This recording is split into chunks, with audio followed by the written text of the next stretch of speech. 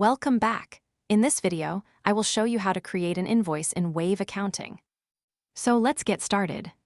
First, open Google Chrome and go to the official Wave Accounting website. Sign in to your Wave account. Once you're on the dashboard, look at the left-hand menu and click on Sales and Payments. From the available options, click on Invoices. On the next screen, click the Create an Invoice button in the top right corner.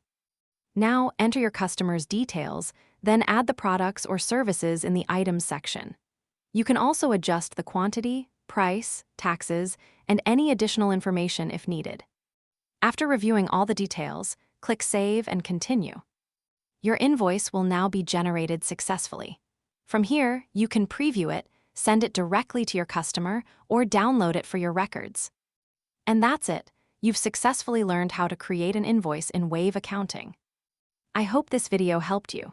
If you found this tutorial useful, please don't forget to like this video, subscribe to the channel, and share it with others. Thanks for watching.